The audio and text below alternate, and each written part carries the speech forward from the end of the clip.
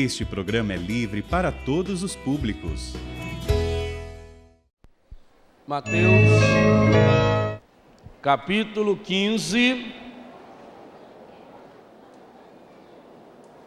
versículo 15. Mateus 15, 15. Se procurar em silêncio, acha mais rápido. É engraçado, em todo lugar que a gente fala, quando cita o versículo bíblico, sempre tem gente perguntando: o que ele falou mesmo? É Mateus quanto? 19? É 15. Depois do Gênesis,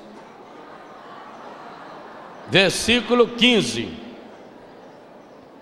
Pedro tomou a palavra e disse: explica-nos esta parábola. Jesus respondeu: Também vós ainda não entendeis?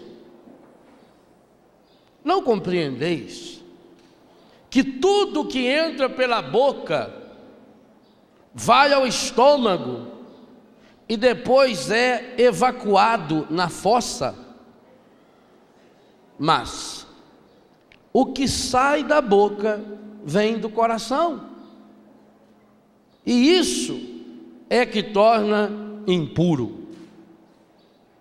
É do coração que saem as más intenções, homicídios, adultérios, imoralidade sexual, roubos, falsos testemunhos, calúnias. Isso é que torna alguém impuro. Palavra da salvação. Veja que maravilha a tradução da Bíblia da CNBB. Sem dúvida nenhuma, hoje, uma das melhores traduções que nós católicos temos a graça de ter em mãos, até porque foi assumida pelas 7 editoras católicas. O contexto dessa passagem nos ensina muito a respeito da cura interior, de modo especial a cura das mágoas e dos ressentimentos, que é o que nós queremos experimentar e já estamos experienciando nesse acampamento. Espera um pouquinho, tem muita gente falando, andando e atrapalhando os outros.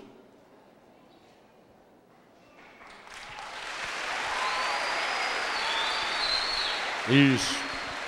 As coisas de Deus têm que ser levadas a sério. Quem chega atrasado, fica de pé lá fora, esperando sentar de ponta. Né? Chega atrasado, depois vem: dá licença, dá licença, dá licença, dá licença. Atrapalha os outros. Muito bem. Jesus ontem, recapitulando, Jesus ontem teve uma atitude violenta. O Evangelho nos dizia que Jesus fez um chicote. Ele não pegou um pedaço de vara que estava lá, ele fez. Demorou para fazer. Foi intencional. E ele entrou no templo com aquele chicote que ele tinha feito, derrubou as mesas dos cambistas, gritou com os vendedores e expulsou. Porque o zelo por sua casa, pela casa do Pai, devora o seu coração. E nós deixávamos uma pergunta no ar ontem, no encerramento da nossa reflexão: por que será que Jesus agiu dessa forma? Por que será que Jesus agiu de modo tão violento? Por que será que o retrato de Jesus que nos aparecia naquele capítulo 2 de São João é um Jesus tão diferente daqueles que muitas e muitas vezes nós estamos acostumados a enxergar? Ora, se aquilo não foi um descontrole emocional, porque se tivesse dito que Jesus pegou uma vara que estava ali perto e deu uma batida, alguém podia dizer: foi um momento de fraqueza, foi um descontrole. Mas São João, o homem que levou 60 anos para escrever o Evangelho, e que pensou e repensou em cada detalhe do Evangelho.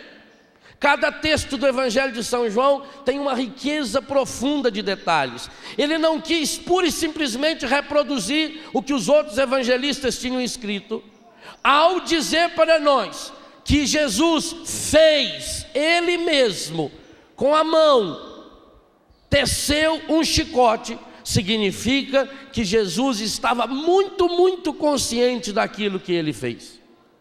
E se, com tamanha consciência, Jesus, o Filho de Deus, no lugar mais importante para o seu povo, que era o templo, é capaz de ter uma atitude dessa, tem que ter uma causa muito, muito, muito séria. E qual é essa causa? A cura interior. É fabuloso quando nós entendemos que nem diante de doenças gravíssimas o Senhor teve atitudes tão sérias. E por que Ele teve essa atitude tão séria aqui? O capítulo 15 de Mateus nos ensina, porque ele está no mesmíssimo contexto de João capítulo 2. Assim como Marcos capítulo 7, Lucas capítulo 6. São textos que se comparam, o contexto é o mesmo. E esse que nós acabamos de ler, a partir do versículo 15, é quando Pedro pede para ele: explica para nós essa parábola. Que parábola? Jesus estava dizendo: o ser humano pode comer o que bem entender, o que torna o ser humano impuro não é aquilo que ele come. Por quê? Porque os fariseus viviam da aparência. O capítulo 15 começa a dizer que os fariseus e os escribas dirigiram-se a Jesus, versículo 1 e 2, perguntando: por que os seus discípulos desobedecem às tradições dos antigos? Por que não lavam as mãos quando vão comer? Eles estavam preocupados com normas aparentes. Jesus disse: isso não tem importância, porque o que você come entra pela boca. E olha o realismo da tradução da Bíblia da CNBB. Tanto que quando eu li, muitos de vocês fizeram um ar de riso, achando que a tradução era minha. Não foi? Eu também sei ler alguns pensamentos, mas não é minha não. O que eu li é tradução ipsis literis, do jeito que está escrito aqui na tradução da Bíblia CNBB. Tudo que entra pela boca vai ao estômago e depois é evacuado na fossa. Quer tradução mais explícita? Eu não vou dar também, nem tanto. Vai lá no dicionário e olha o que é evacuar. Fazer cocô. Comeu, entrou na boca, vai embora. Por isso que quando a gente come uma coisa estragada, mas o que contamina o ser humano não é aquilo que está na aparência, é aquilo que vem do coração. Interessante, os discípulos chegaram para Jesus e falaram assim, versículo 12, é bonito. Sabes que os fariseus ficaram indignados ao ouvir suas palavras? O senhor soube que os fariseus ficaram muito chateados com o Senhor? Jesus respondeu: qual é a profissão do Pai? Toda planta que não foi plantada pelo meu Pai será arrancada. Deixai-os. São cegos guiando cegos.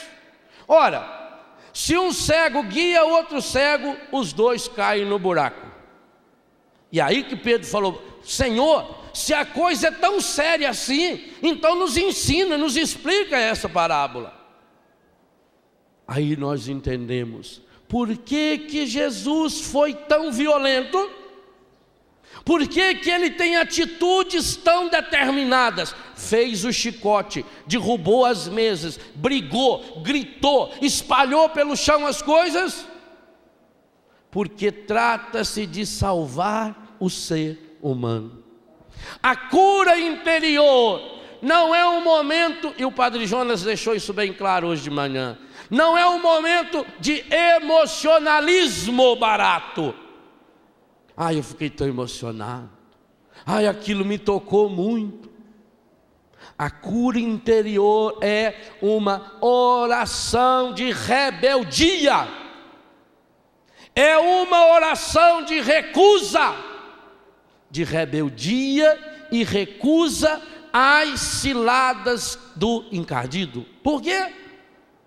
Porque nós víamos na missa de ontem à noite. Ele é o pai da mentira, ele é o senhor da inveja, ele é o autor do pecado, ele é o derrotado dos derrotados. Por quê? Pela inveja que ele tem do ser humano, ele quer jogar o ser humano no buraco. Então ele sabe que ele precisa contaminar o ser humano, mas que nós não nos contaminamos pelas coisas exteriores.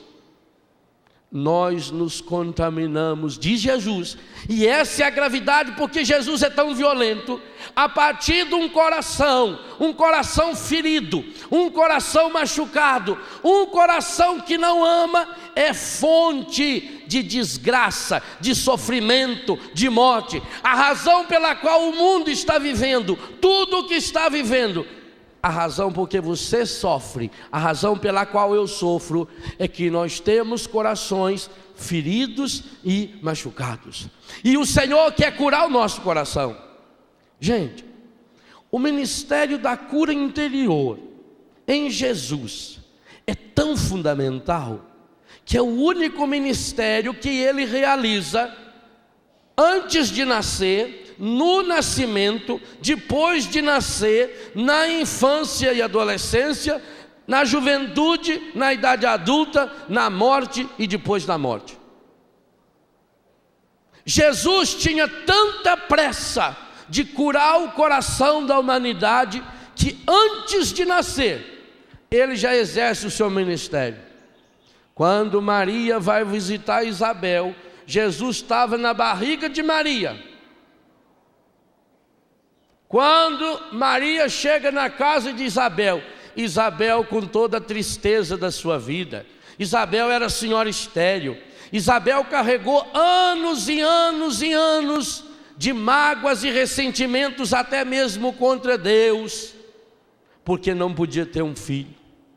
Mas essa criança que iria nos convidar ao arrependimento, essa criança não poderia nascer com mágoas, essa criança não poderia herdar da mãe os ressentimentos, pois Jesus Cristo, da barriga da mãe, ele cura João Batista na barriga da mãe dele. Isso que a psicologia moderna descobriu fazem 40, 50 anos, a Bíblia fala faz 2000 anos. 2000 anos. E ainda não faz só um diagnóstico do problema, porque a psicologia pode nos ajudar muito a fazer um bom diagnóstico do problema. Por que você tem esse problema? Qual é a causa desse problema? Pode até ajudar você a compreender o problema, mas não pode passar disso. Jesus é o único que pode ir à raiz do problema, porque Ele é a expiação de Deus, Ele é o perdão de Deus, Ele é o nosso Salvador. E isso aqui é muito importante. Quando o Vaticano fez uma séria advertência à teologia da libertação, ele o fez porque muitas e muitas vezes os chamados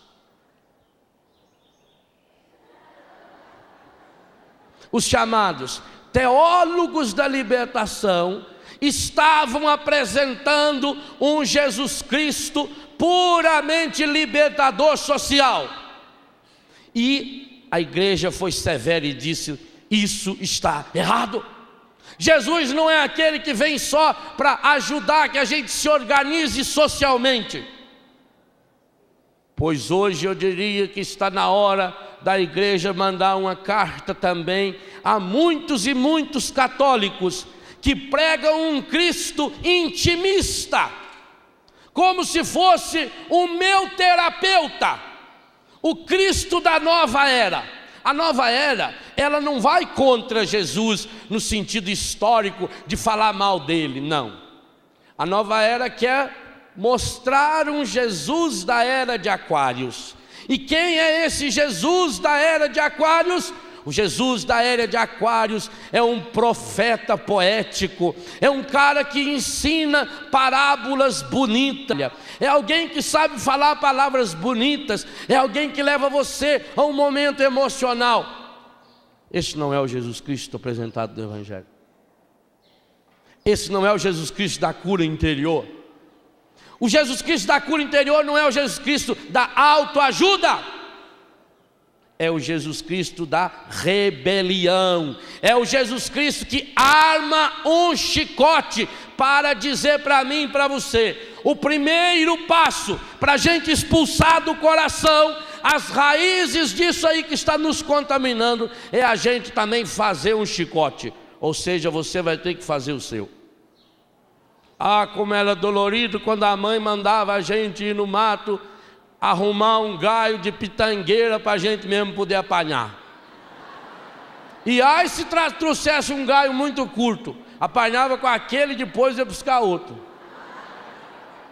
Escolha a surra. Faz igual o rapazinho que saiu da escola correndo. Mas o rapazinho corria. Aí um senhor vendo ele correr, falou: ô menino, que você está correndo tanto? Eu falei: que hoje saiu o boletim, eu vou mostrar para minha mãe. Falei: ah, que beleza, nota boa. Ele falou: nada, tudo vermelho. Seu filho, mas você está correndo para mostrar para sua mãe? A sua mãe não vai ficar brava? Falou: minha mãe vai me dar uma surra. Falou: menino, vem cá, eu vou levar você no nosso grupo de oração, vou fazer uma oração de cura para você, que você tem problema mental. Você sabe que a sua mãe vai bater em você. Sim, senhor. E você está indo para casa correndo. Falou: estou. Ô filho, você não é certo das ideias, filho. Aonde já se viu você querer chegar logo em casa para poder apanhar? Falou: não, eu só quero chegar antes do meu pai, porque senão é ele que vai dar a surra. A surra do pai é mais forte. Então é duro você ter que buscar o chicote.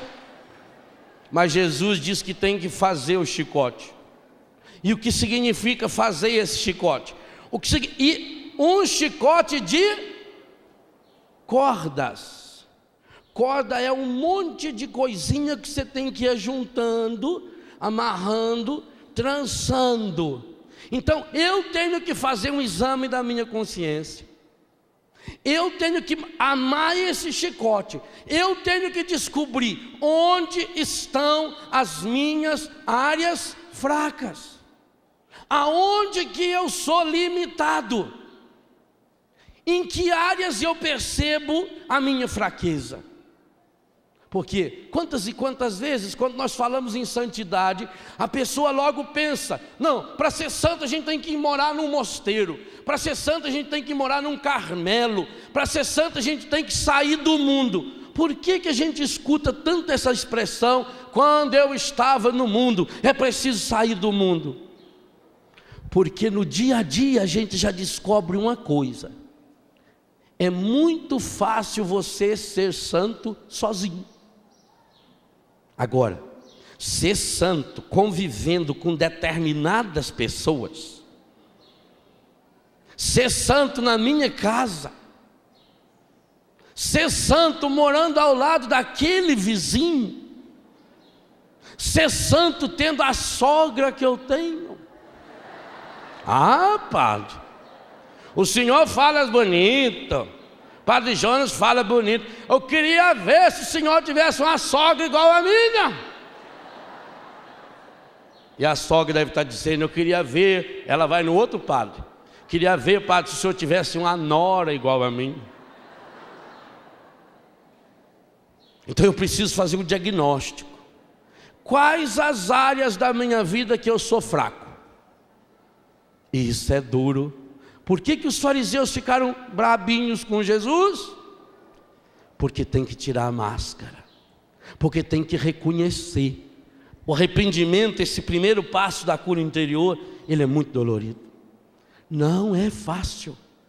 Gente, essa frase a gente tinha que escrever e espalhar. Eu queria que fizessem camisetas escrito: não é fácil. Cartazes escrevendo: não é fácil. Eu tenho muito medo, desde que Deus me chamou ao Ministério de Cura Interior, e fazem muitos anos. Só na escrita já tem 12 ou 13 anos que eu venho escrevendo livros sobre cura interior. Eu tenho muito medo de as pessoas confundirem cura interior com autoajuda, com coisa mágica, como uma moça que entrou numa livraria e lá viu seção de autoajuda. Aí ela viu um livro que ela pegou com as 4 mãos na hora, tão impressionado ficou. O livro tinha o título: Resolva todos os seus problemas. Que maravilha! Ela pegou o livro, estava com ele já para levar para pagar, e perguntou para o vendedor: escuta, fala a verdade, você já leu esse livro? Ele falou: li. É bom? Eu falei: é bom. O vendedor vai falar que é ruim? É verdade que ele resolve todos os meus problemas? Ele disse: bem, eu vou ser honesto com você. Eu não diria que ele resolve todos os seus problemas, mas eu diria que ele resolve a metade dos seus problemas. Eu falei: então me dê 2, por favor.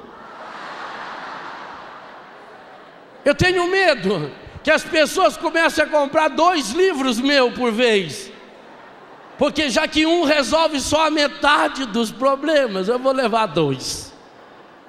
Não. Eu tenho muito medo das pessoas confundirem cura interior com preguiça espiritual. Eu tenho medo que as pessoas confundam cura interior com uma vida fácil. Ai, Senhor, eu estou tão bem. Ai, que paz eu estou sentindo. Está tudo bem com você? Tudo bem. E a sua mãe? Morreu. Ah, morreu, mas tudo bem. Sua avó? Morreu. Seu tio? Também morreu. Outro dia eu recebi uma família amiga. Eles tinham perdido um filho de 19 anos. E eles foram até lá em casa para pedir que eu fizesse uma oração por eles, porque eles estavam sofrendo muito. E nós levamos mais de 2 horas conversando, eu tentando mostrar para eles, se eu fosse fazer uma oração, eu ia pedir a Deus que eles sofressem mais. Estou errado? Gente, um pai e uma mãe que perde um filho de 19 anos de idade e não quer sentir nada, quer tomar remédio. Hoje nós não aprendemos a trabalhar os sentimentos, e aqui está um problema muito sério. Sabe por quê? A única coisa que revela quem você é, de fato, são os seus sentimentos. As minhas ideias não refletem o que eu sou. Eu posso estar falando convictamente de ideias que eu li num livro. Eu leio bem no livro, eu estudo. Não tem esses políticos que têm assessoria de imprensa? Eles tem gente que prepara o texto para eles, eles dão uma olhada ali, uma facilidade de memorizar e pronto. Eu posso fazer longos discursos, mas eu não estou mostrando quem eu sou. São ideias de outras pessoas que eu li, decorei. Agora meus sentimentos não. Quando eu tenho a graça de revelar os meus sentimentos, então eu estou mostrando quem eu sou. A pessoa que me conhece: ah, você conhece o fulano? Conheço, eu ouvi uma música dele. Ouvi a música dele, você não o conhece. Ele pode ter ido num estúdio e gravado cada palavrinha, depois puseram num aparelho lá chamado Pro Tools, aquilo acertou a voz dele, ficou beleza. Pode ser até alguém com voz parecida cantando no lugar dele. Quantos artistas famosos a gente sabe que faz isso? Eu conheço fulano, eu li um livro dele. Talvez o livro não seja dele. Porque se você copiar o livro de alguém, você vai preso. Direitos autorais. Agora, se você copiar de vários autores, você ganha diploma de doutor. Porque você fez uma ampla pesquisa. Fez um trabalho de pesquisa. Então você copia de uma porção de autor. Que livro, olha uma tese, 600 páginas, que coisa. Um homem muito sábio. Mas eu não conheço a pessoa. Sabe como é que eu conheço a pessoa? Quando eu tenho a graça de partilhar os seus sentimentos. Porque no sentimento a gente não tem como fingir. É por isso que a mulher diz assim: padre, meu marido, ele é terrível, padre. Lá no serviço, padre, só para você ver, ele é alegre com todo mundo, ele está sempre rindo. Padre, quando chega lá em casa, ele entra a porta dentro, já entra dando coice, e está com aquela cara emburrada. É o único lugar que ele pode tirar a máscara. Por que que o encardido faz, através da televisão normal, das novelas principalmente, por que que ela faz uma campanha dia e noite contra a família? Por quê? Porque na família é o único lugar que você pode ser você mesmo. Coisa mais gostosa do mundo é quando a gente vai na casa da gente. Eu, quando fiquei padre, eu pedi, porque meus pais são muito católicos, amam demais os padres, mineiro. Quando eu fiquei padre, eu pedi uma coisa para minha família: dentro da minha casa, eu não quero ser chamado de padre, nunca. Antes de eu ser padre para os outros, eu sou filho do Quinzinho e da Nazaré. Eu tenho que tomar a bênção do meu pai e da minha mãe. Lá eu posso andar sem clésima e até sem camisa. Lá eu sou filho. Lá na minha comunidade Betânia, a mesma coisa. A minha alegria é quando um filho me chama de Léo, de Leozão, ou de pai, ou seja do que for. Porque eu preciso e você precisa de um lugar aonde você possa tirar as suas máscaras, inclusive as máscaras boas, aonde você pode ser você. E esse lugar privilegiado é a família, é a comunidade. Por isso que o encardido luta contra a família. Aí cria famílias, onde cada um está no seu cômodo, para que não deixe vir à tona o seu sentimento. Você já notou como existe remédio para mudar o seu sentimento? Aquilo que o padre falava daquele remédio que você passa na hora e resolve o problema. Se fosse só aquele dessas contusões, não seria problema. O problema é que hoje há mais de 100 mil remédios criados no mundo para modificar aquilo que você está sentindo. Você quer alegria? Tome Prozac. Pode acontecer o que aconteceu, você está alegre. Tomou 15 comprimidos. Eu não estou falando aqui de pessoas doentes que precisam tomar Prozac, Anafranil, Lexotan ou outros. Não. Aliás, se a pessoa tiver um pouquinho de inteligência, entende o que eu estou falando. Como também o padre Jonas não estava falando que é errado colocar remédio no machucado. Não estamos falando disso. Se você tem essa doença, é comprovado que você tem essa doença, vá se tratar.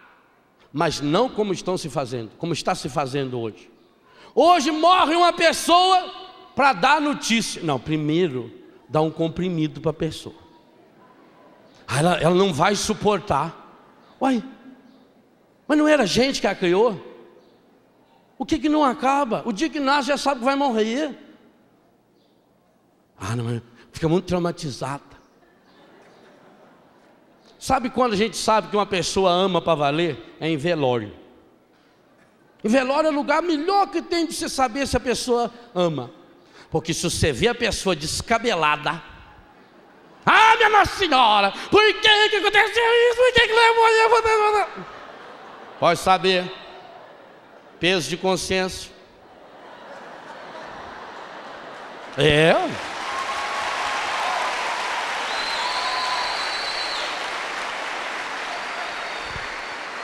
Aí você vê que você tem fé. A pessoa do coração curado, ela sofre, mas é diferente. Vou dar um testemunho que muito me tocou. Ela deve estar me assistindo.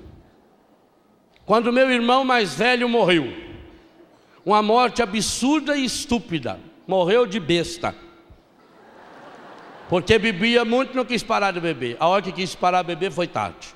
Está no céu agora, porque lá não tem cachaça, lá não tem água ardente, lá tem água viva, então está sossegado. Dodô morreu, foi uma morte estúpida, 44 para 45 anos de idade.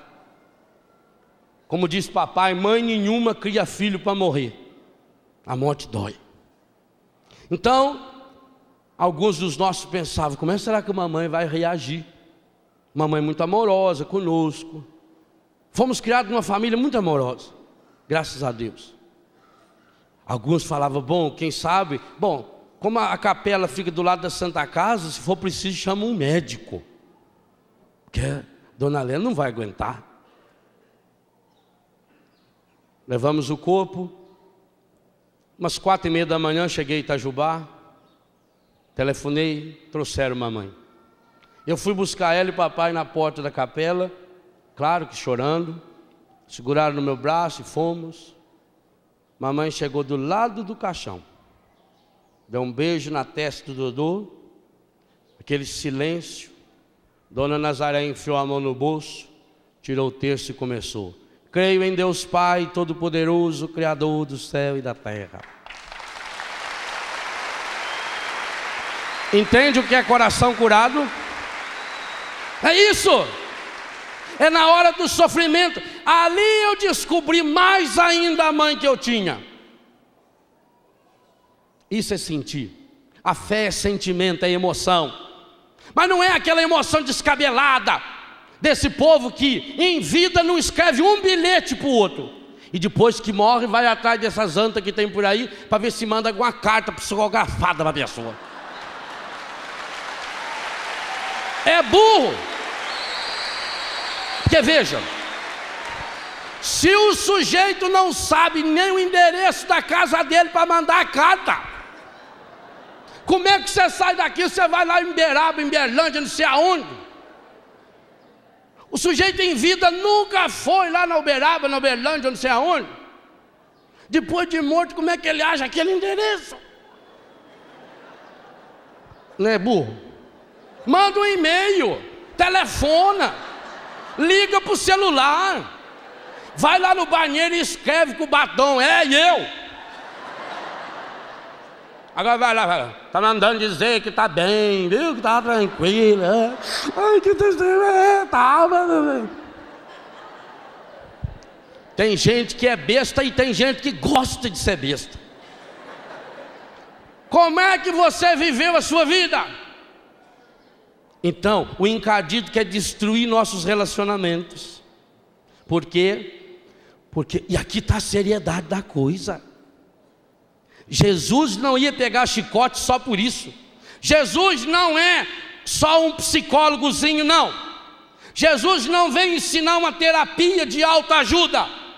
Jesus é Salvador. E quando Ele fala da necessidade da cura interior, Ele está falando, e Ele está nascendo e morrendo por isso. Por quê? Porque a pessoa, gravem bem essa frase, a pessoa que não permitiu que o Espírito Santo de Deus cure o seu coração, essa pessoa já comprou um ingresso carimbado de primeira classe para o inferno.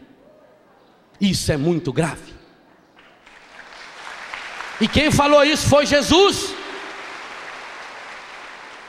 Em todas as listas de pecado, como essa que nós acabamos de ler de Mateus 15, Marcos capítulo 7, Lucas capítulo 6, Gálatas capítulo 5, Efésios capítulo 4, 1 Coríntios 3, 5, E tantos outros textos. A carta de Tito inteiro, 1 e 2 de Pedro inteiro, 1 de São João inteira.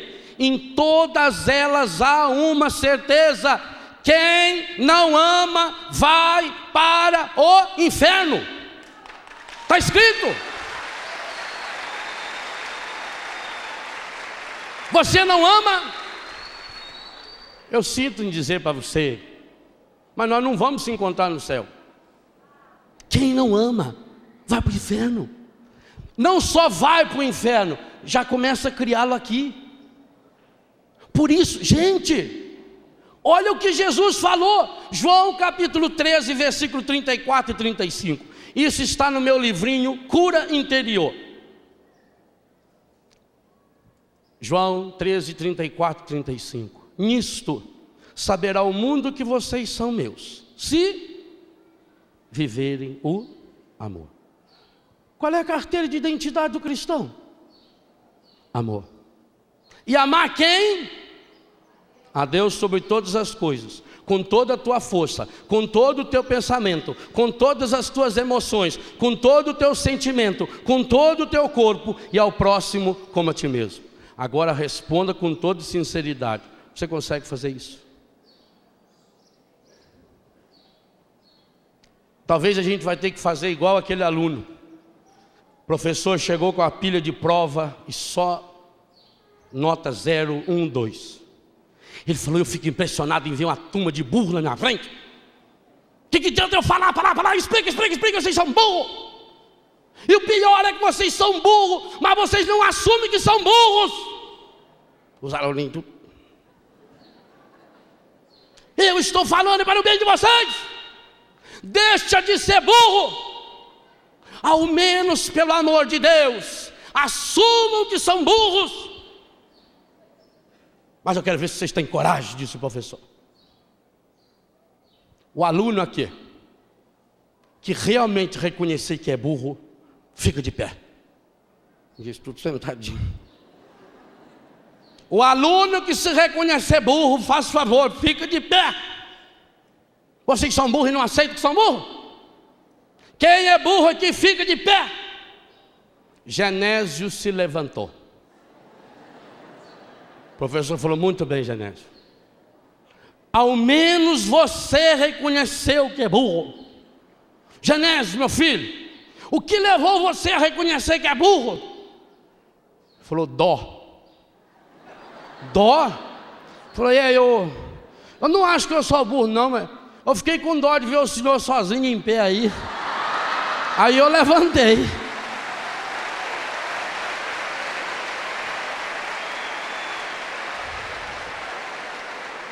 É difícil reconhecer. Porque enquanto eu estou falando para o outro se levantar, eu não percebo que eu estou de pé. Quando eu falo fulano é burro, aqui, nunca aponta para a pessoa com o dedo. Quando você faz assim, ó, tem um para a pessoa, um para Deus e 3 para você. Quando for apontar, faz assim, ó. Porque o problema está no outro. Então, honesto e sinceramente falando, você vive esse amor que Jesus fala? Eu não vivo. Eu luto muito. Gente, eu confesso a vocês, tem dia que é difícil para mim amar a mim mesmo. Tem dia que eu estou atrapalhado. Eu levanto, eu lavo a minha cara e eu tenho vontade de xingar eu. Eu entendo vocês que são casados. Porque viver com uma pessoa do outro, imagine se eu tenho dificuldade de viver comigo. Tenho. E diga a vocês, se eu não tivesse calo no meu joelho, eu não aguentaria viver comigo, porque eu sou uma merda. Se não é Deus, na sua misericórdia, um dia ter olhado para mim, o mundo ia me conhecer sim, mas por outras coisas. Eu sei disso. Então é muito difícil você reconhecer isso. Livro Corações Curados está escrito isso. A única coisa que impede você, que me impede de chegar a Deus, não são os nossos pecados. Por causa dos nossos pecados, Jesus morreu. A única coisa que nos impede de chegarmos a Deus é a máscara que nós colocamos, a casca que nós colocamos. Jesus disse: nisto o mundo vai saber que vocês me pertencem. Você é católico? Você é cristão? Sou católico. Vocês sabiam que 97% de todo fumante é católico? Tem um padre do Brasil que faz tese de comunicação, doutorado de comunicação na Alemanha, e o tema dele é cinema. Então, mas não cinema cristão. Ele foi ver e estudar nos filmes de todos os gêneros possíveis como é que o cinema fala de Deus. E ele foi obrigado, pelo estudo dele, a assistir uma série de filmes pornográficos. E ele assistiu.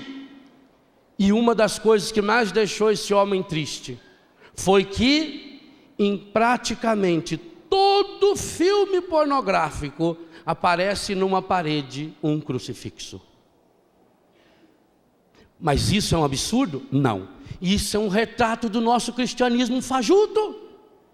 Isso é um retrato do nosso cristianismo que não nos compromete. O mundo tem muitos heróis.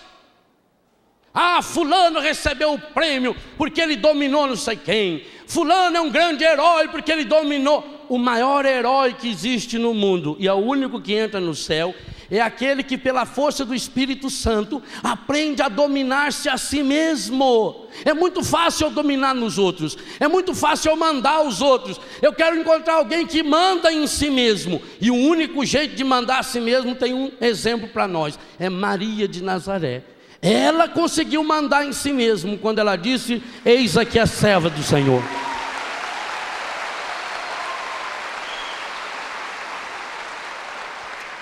E por isso, o encontro de Deus com Maria e o encontro de Deus com Eva é completamente diferente. O encontro de Deus com Eva foi num paraíso, num lugar maravilhoso. O encontro de Deus com Maria foi numa casinha simples e pobre de Nazaré, de uma menina que estava fazendo os preparativos para o seu casamento. Eva tinha cometido pecado. Quando Deus dá a chance de Eva voltar do pecado, ela inventa uma desculpa.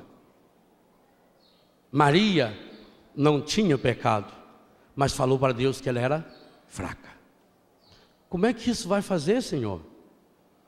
Eu não sei como. Eu não conheço homem algum.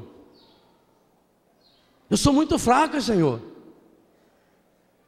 E aí Deus então achou a porta aberta para mudar a história da humanidade, porque achou um coração que foi exatamente o contrário do coração de Adão e Eva, embora os três tenham sido concebidos sem pecado. Adão e Eva também foram concebidos sem pecado. Maria na obediência: eis aqui a serva do Senhor, faça-se em mim segundo a sua palavra, não segundo a palavra da serpente, porque serpente não fala, não segundo as desculpas que o mundo me ensinou, segundo a sua palavra. Se você quer ser feliz do jeito de Maria, você tem que aprender a obedecer do jeito de Maria, não tem outro jeito. Agora, isso não é fácil. Cura interior não é fácil, cura interior é muito difícil. Cura interior é um processo de uma vida inteira. Cura interior é cair e levantar, mas é saber para onde vai. Para chegar à graça da cura interior, é preciso em primeiro lugar querer. Em segundo lugar, revestir-se dessa força de Deus. Por isso que por si só você não consegue. Padre, eu queria perdoar, não consigo. E não consegue mesmo? E ainda tem um detalhe: às vezes que você ou eu conseguimos perdoar, não é perdão, é desculpa. Por quê? Eu consigo perdoar se a pessoa reconheceu os seus erros, se a pessoa reconheceu sua fraqueza, se a pessoa pediu muitas desculpas. Então eu, num excesso de bondade, eu desculpo, mas deixo bem claro que isso não se repita. Isso não é perdão? Perdoar é dar-se a quem não merece. É fácil isso? Mais do que isso. Perdoar é dar-se a quem não merece, acha que merece e ainda me ofende. É fácil? Pois perdoar é mais do que isso. É dar-se a quem não merece, acha que merece, me ofende e ainda fala mal de mim para os outros. É fácil? Só tem um jeito de perdoar: deixando seu coração ser revestido pela ternura e pela misericórdia do coração de Jesus. Esse é o segredo da cura interior. O primeiro passo para a cura interior. Mas para que isso aconteça, eu preciso saber onde eu quero chegar. E por isso não pode ser fraco. Você já viu na televisão, quando mostra aqueles peixes, quando eles começam a nadar rio acima para se reproduzir. Peixe fraco não se reproduz. Para se reproduzir, e reproduzir muito, porque cada peixe consegue reproduzir milhares de outros peixes, é preciso ter a coragem de nadar contra a corrente. Você devia assistir, se um dia ficar sabendo que vai passar, de vez em quando passa na televisão, um especial feito sobre a reprodução dos salmões.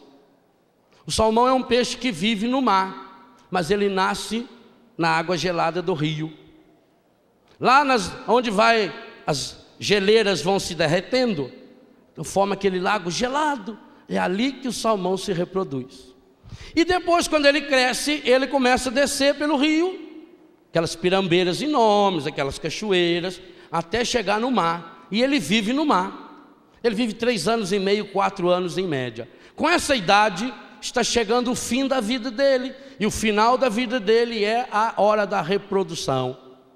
E aí ele tem que sair do mar, achar o mesmo riacho, o mesmo, e começar um processo de nadar riacho acima, água gelada, correnteza, às vezes blocos de gelo inteiro que vem escorrendo. E ele vai, e ele vai, e ele sobe, e ele vence as resistências, e ele vence os pescadores, até chegar lá em cima. É um longo processo. A cura interior é esse processo. Se você não estiver disposto a iniciar esse processo, é bobagem, não vai conseguir. Agora, para iniciar esse processo, primeira coisa, onde eu quero chegar? Se você quer chegar no céu, se você quer herdar o reino, se você quer viver a felicidade, o primeiro passo, eu quero chegar lá. Segundo passo, absolutamente fundamental, você não pode dar ouvidos àqueles que estão à sua volta, principalmente músicas, novelas e filmes que pregam a felicidade fácil.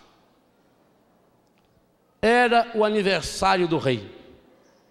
E o rei, quando fazia aniversário, fazia uma grande festa para ser homenageado. Gostava de ser aplaudido, gostava que o povo lhe trouxesse presente. Organizava uma festa linda. O principal dia da festa, então, o sábado, a festa era na praça principal da cidade, do palácio, reinado. Ficava em frente ao palácio, aquela praça imensa, aquela coisa linda. E naquele ano o rei fez uma brincadeira. O rei mandou colocar um poste de 50 metros de altura. E mandou passar nesse poste muita resina, óleo, para fazer tipo aqui nas festas juninas tem o pau de sebo. Mas ele fez um enorme, 50 metros. E chamuscou aquilo ficou até o mosquito que batia nele escorregava. Não grudava nada. E lá em cima ele colocou uma caixa toda decorada com retrato de fruta, pedaço de carne, frango assado, churrasco, comida. E lá dentro 2 vale-brindes. Um valia alimentação para a família durante 1 ano no supermercado. No outro um vale-brinde com um pote de ouro no valor de R$1 milhão. Estava lá em cima. Imagine aquele povo quando começou a olhar aquele poste lá em cima, aquela caixa, com aquelas retratos de comida. E aí começou a luta para subir. E vinha um e tentava subir, mas era muito liso.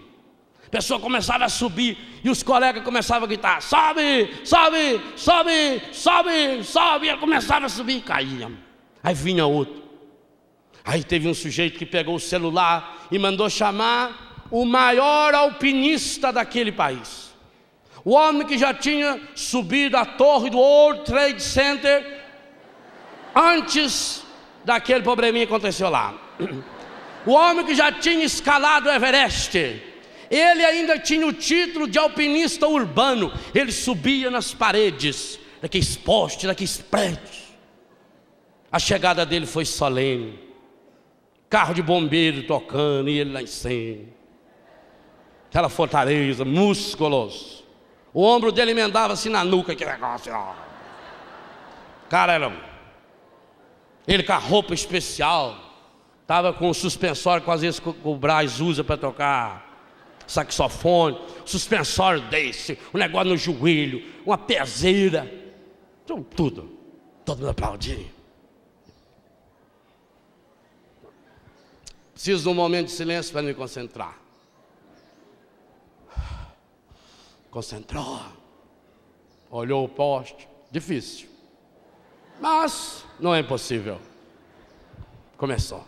Abraçou o poste, aquele braço, aquelas músculos. E o povo: sobe, sobe, sobe, sobe, sobe. E ele começou.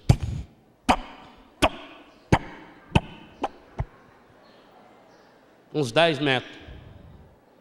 Quando chegou nos 10 metros, mais ou menos. Tum!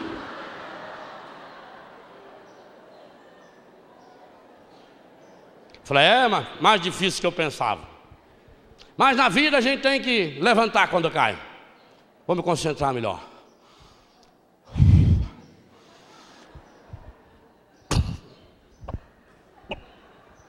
E o povo subindo, subindo, subindo, e vai lá, e sobe, sobe, sobe, sobe. Ele chegou a uns 15 metros. Que ele começou a deslizar na perna. Parece que esse carro que vai assim na estrada de terra, quanto mais gira, mais afunda. E caiu. Aí ele ficou humilhado. Todo mundo que cai é humilhado. O derrotado sempre quer alguém lá no fundo com ele. Aí ele subiu em cima de um caixotinho e falou: com toda a experiência que eu tenho, todos os meus títulos em jogo, eu digo a vocês, a aerodinâmica desse poste, já que o seu diâmetro na sua área, a hipotenusa não corresponde à altura do cateto ao quadrado. A força igual a M vezes 2, 37. Tirando o pi, digo a vocês, ninguém sobe.